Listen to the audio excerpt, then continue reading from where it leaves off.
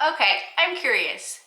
When was the last time you used an actual map? I know, most of the time we're following our GPS and that just makes life a lot easier, but it's still important that we're teaching our students map skills because there are so many different types of maps, and this is definitely something that they're going to use in their adult life as they get older to help them out.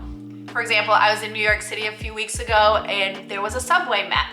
So I was showing my daughter what it looked like and how it worked. Now, because students aren't seeing these as much in everyday life, we can use picture books to help them understand different types of maps, why we use them, why they're important, and when they're going to need them in real life. So I have a collection of lots of different picture books today that you can use to teach map skills with your students. And I will say that a lot of these books are very similar, so I don't recommend reading all of them, maybe choosing one or two, but I'm gonna go through each different one and you can pick the one that you think is the best for your class, for your students. So without further ado, let's jump into those books all about maps.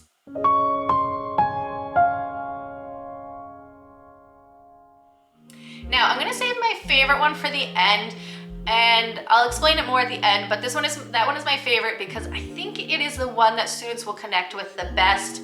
It is basic enough, but it really dives into the different parts of a map. So you'll kind of see as I go through the different books, but I think the last one will probably be the best, but you decide which one is best for your students. The first book that I have is called Me on the Map, and this one is by Joan Sweeney. This is a great one to start with because this is a great one to start with because it's very basic and it talks about how maps can show very small areas to very, very large areas. So it takes this young girl and it starts off in her room. She says, "This is my room," and it has a map of her room, something that students can very easily connect with. And it shows where her bed is, where her dresser is, her bookshelf, a map of her room. Then she takes kind of a step back and she says, "This is my house," and she gives a map of her house. Then she takes a step even further. "This is my neighborhood," or my street maybe, and she draws a map of her street.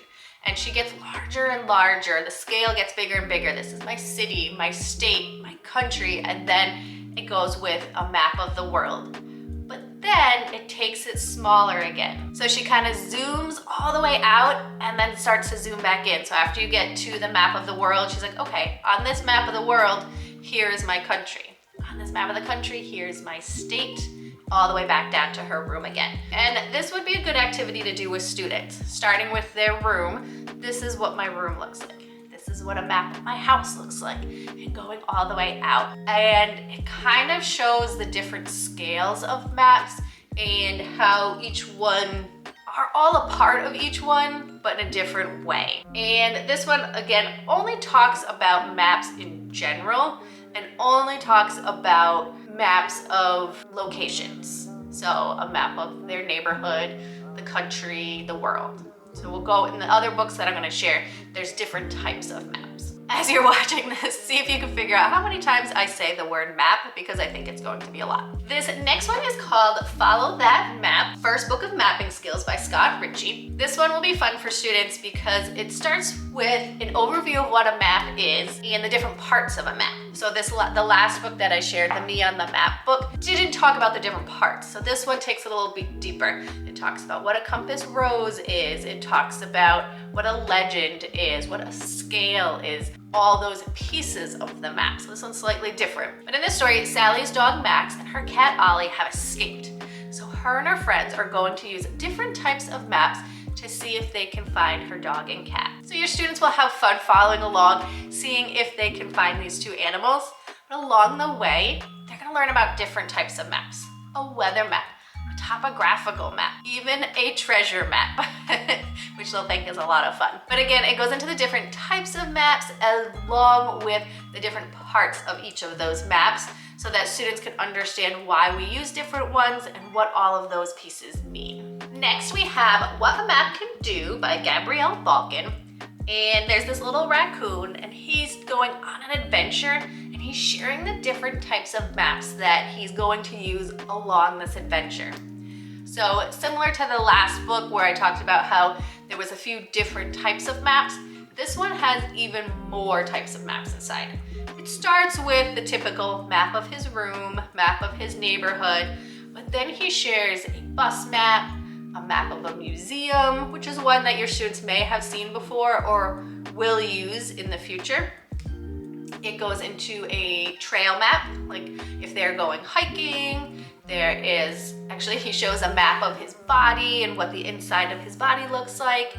There's another weather map in this one, but it's a silly book and each one of these maps is very colorful and it gives a description of each one, why we use it, what its purpose is, and how students may use it in their own lives. And they'll have a lot of fun joining this little raccoon on his adventures in the ways that he uses a map.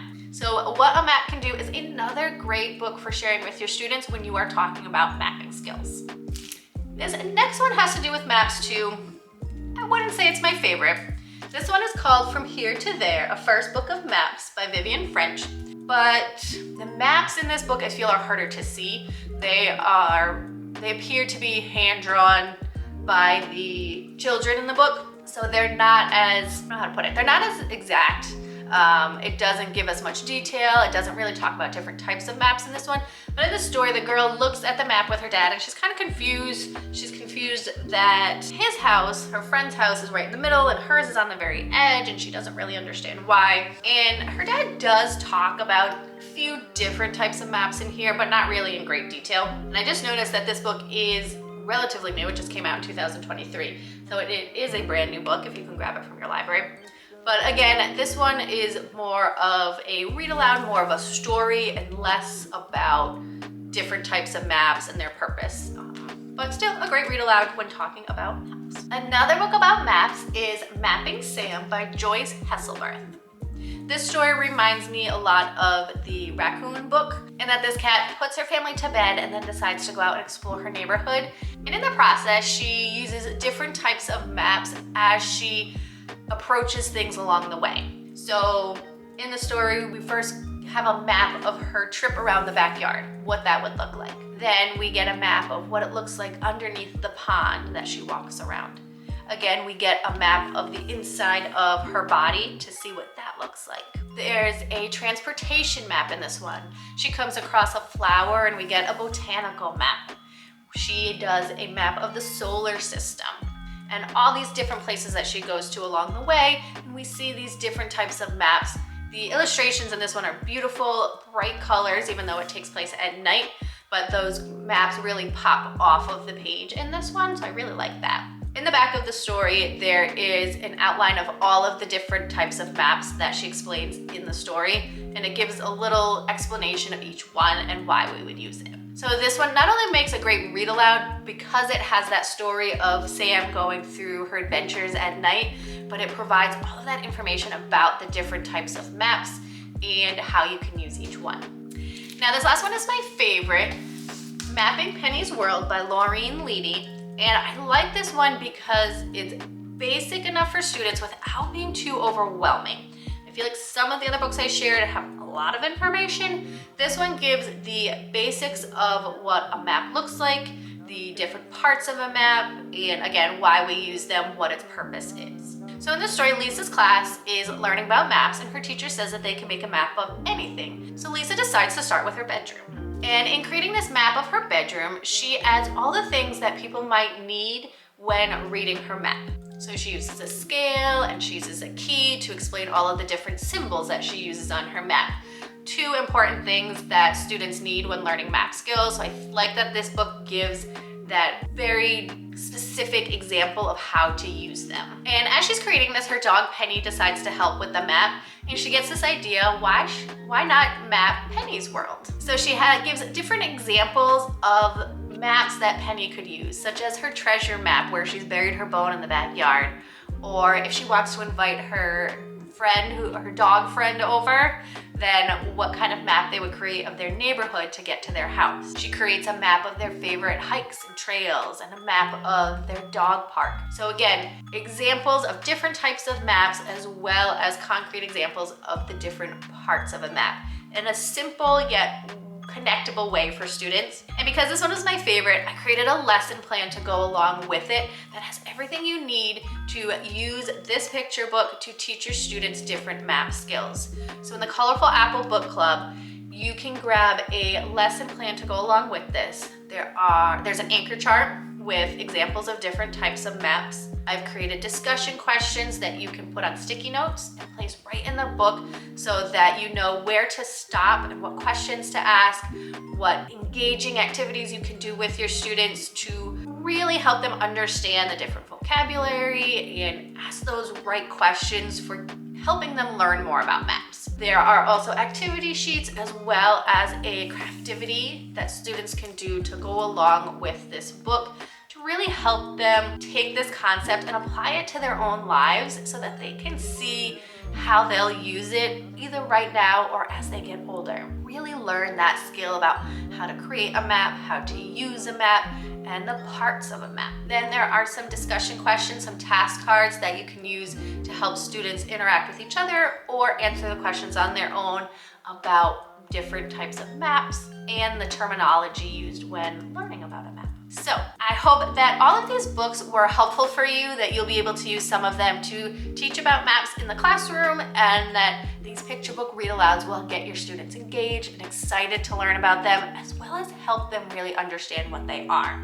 I will leave links to all of the books in the description box down below so that you can grab them to use in your classroom. I will also leave a link to the Colorful Apple Book Club so that you can grab that lesson or join us as a member and get lots of different lessons for you to use in your classroom for all different subject areas.